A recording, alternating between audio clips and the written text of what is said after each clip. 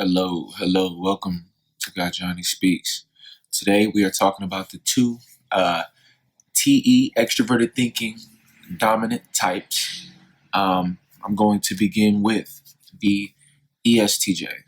And when we talk about the ESTJ, there's a few things that stand out. The first two functions that ESTJs have is extroverted thinking. They follow that up with introverted sensing. Now, what does that mean? Essentially, extroverted thinking is a logic function. It's a function all about logic.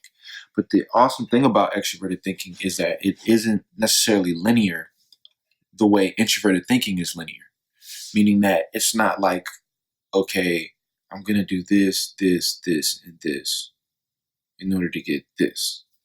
So A plus B plus C equals D. It's not like that. It's more so the ability to say, okay, I'm doing this, I'm doing this, I'm doing this. And then you can leave that timeline of that linear timeline. That's more of an introverted thinking timeline. Jump to another space and then either be in that, think about that thing, or more so bring that thing in the linear logical pattern of what you were doing. So the easy way to explain this is like this. Instead of just focusing on one thing at a time, extroverted thinking has the ability to combine multiple things in different areas and put them together in order for them to logically fit. So imagine if I'm talking about a car, for example. Introverted thinking are the steps to build the car. Extroverted thinking is saying, okay, we're building a car. What kind of logo will it have? What also fits? How will this car relate to the people? How will this car be driver friendly? Do we have any safety features? All of these things exist outside of just the pattern of making the car or the process of making the car. And that's what makes extroverted thinking so powerful. It's the ability to take things in your outer environment and put them together so that they can work together in synchronicity. So if you think about that for the ESTJ, they have an amazing ability to organize things around them and put them together in a way that is viable, in a way that runs smoothly. Now, the function that they utilize to help them organize these things in the outer world, these different things that they want to logically put together, is that introverted sensing. Introverted sensing is all about what's tried and true. It's all about what's been done. It's all about what's been proven. So when we talk about ESTJs, we're talking about people who are very good at organizing, systemization, processing, particularly with things outside of their environment, whether that be people, whether that be things that they have to do in terms of organizational things, whether that be even family. They're very good at putting people in the right places and making sure people do what is necessary, including themselves, to make sure that a system or a great idea or a logical system or function can operate successfully. So their third function, okay, is extroverted intuition, and their fourth function is it's introverted feeling. So the way that kind of plays out is they're organizing these things in their environment. And that third function is extroverted intuition. So it gives them a little bit of that intuitive ability to know, to put that trust or to have the creativity behind their ideas. A lot of people think ESTJs are kind of straight cut, type of people that like to follow the rules, that like to follow the structure and kind of add on to the structure or help a structure become more efficient. Because as we talked about before in the TE video or the extroverted thinking video, is that extroverted thinking is all about efficiency. It's all about saying, okay, I could run a mile to do this, but what if we got them to do this, them to do that, then I only got to run. I don't even have to run. That is what extroverted thinking is, because it's trying to leave the linear timeline of doing X, Y, Z and do something that will allow their time to be more effective, so that they don't have to just do one linear thing. They can knock out 8 linear things in one way, essentially. So essentially, like I said, that's essentially boils down to efficiency. ESTJs, a lot of them are known for being in different things, such as a lot of them will end up being they do the jobs like officers, um, firefighters, jobs that require grit, jobs that require toughness, jobs that require you checking on the outer world and making sure the outer world is following things correctly. Management, uh, a lot of people, mid-level management, where they're managing people from the bottom and then also communicating with people at a top level, because that gives them the information they need from the top level, and then they can enforce that and regulate that in the external world or on the lower level. And that's important because ESTJs are essentially the force behind what holds the structures of society together.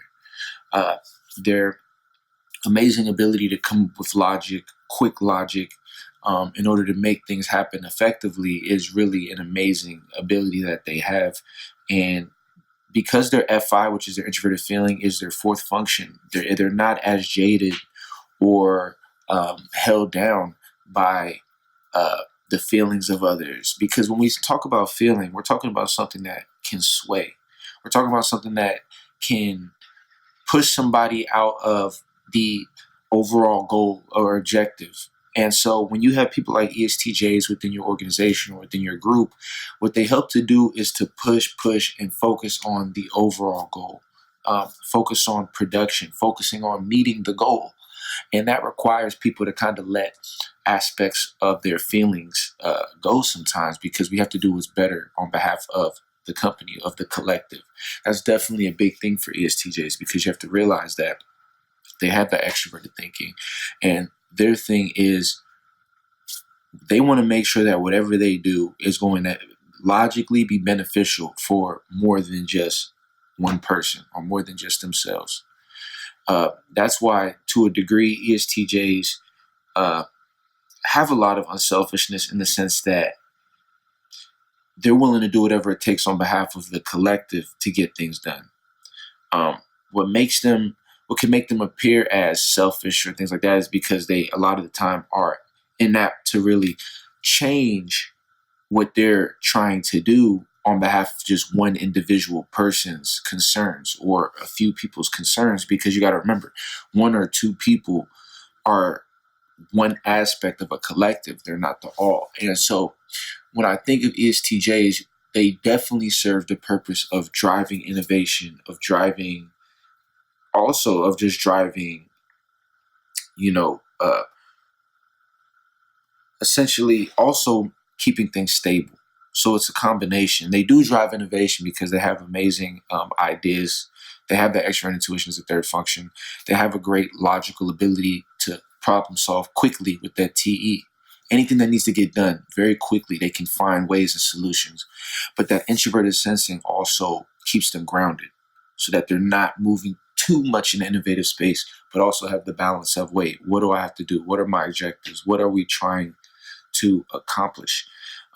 And that kind of gives them an interesting balance, actually. They have that SINE right in the second and third function. So it keeps them very grounded, but they still have that desire to want to step out the box, to want to push towards something greater. And they do have that ability big time. You know what I mean? Especially through self-actualization and growth. Once they really get in touch with themselves, tap into that FI, that fourth function, they'll begin to have this ability to really become one with everyone, and then they will really be able to come up with solutions, thoughts, ideas, and be very creative in making sure that the people they care about, and making sure that the collective is really okay. Very bold people, very brave people, very upfront, straight as it is. Extroverted thinking is a very deliberate function. It says what it means what it says. Because a lot of the time, extroverted thinking is referring to things in the external world. So it's not like we're being too philosophical here when we're talking about external logical things. And so, when it comes to them, they're very upfront in that regard and very honest in regard to what they want, what they expect, and what they plan on doing. So with that being said, I mean, ESTJs are really fun people too. Like they have that fun side. They have that FI where they like to enjoy themselves. But it's more so about work first, play later. You know what I mean? Uh, Work hard, play hard. That's definitely an ESTJ motto. They can play hard, but they work hard. And that's one thing I gotta salute ESTJs for. Anybody that's ever worked with ESTJs, and if you're a person that owns a business or a company owner, if you have ESTJs on your side that believe in your company, I don't know who can stop you. I really don't see who can stop you. Because when ESTJs put their minds on something, and if they're really behind the company or whatever it is that they're in, they go hard for it. They go hard for it. They put their own egos and whatever aside and essentially almost take on the personality of whatever the company or the family or the goal or the friends, whatever it is, they can put themselves in that environment, understand very logically that company or that group or whatever their objective is, and then they can drive that objective, and they don't care what's in their way, or they won't let people manipulate them necessarily to not do what it is that they set out to do once their mind is made up. So with that being said, that's very big.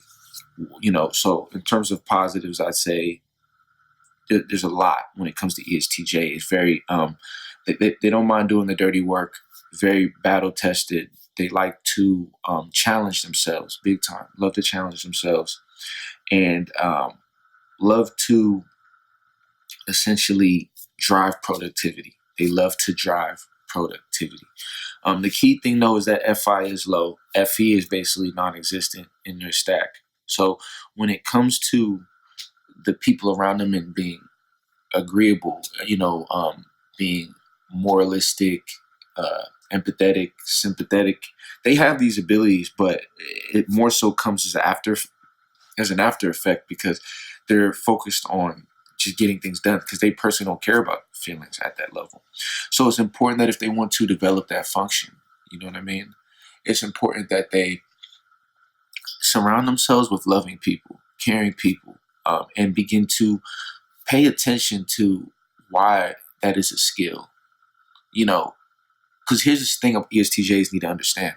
If you ESTJs out there actually take the time to work with that FI, to actually be one, to learn the philosophies and understand the reasoning behind why people care and why people focus on love and compassion and these things, when you integrate that into your arsenal, you're going to be a very special person. You got to remember that INFP is the flip side, or that if you reverse ESTJ, they're INFP, and vice versa. And one thing I notice about INFPs is that they have this inner ESTJ, which is like you'll hang out with them for blah blah blah, but then they'll just be like, all right, I got to go do this, or I got to go be efficient or productive. They have that inner ESTJ. Well, let's flip it.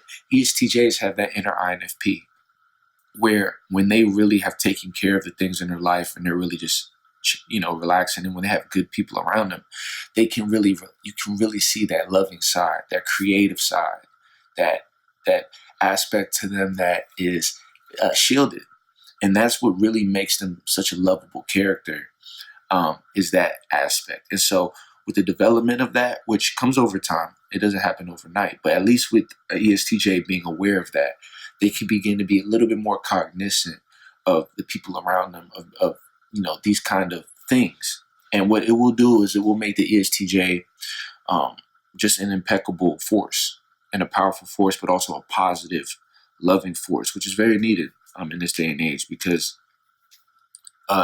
the old days of hierarchy, structure, and just of domination, control, of will, these characteristics are still present and still needed in certain areas, but this is a time for us to become more collective, and this is an opportunity for the ESTJ to learn these different areas so that they can bring their amazing abilities to the forefront and to the collective in a way that will be appreciated, and a way that will help drive innovation and productivity as we move forward.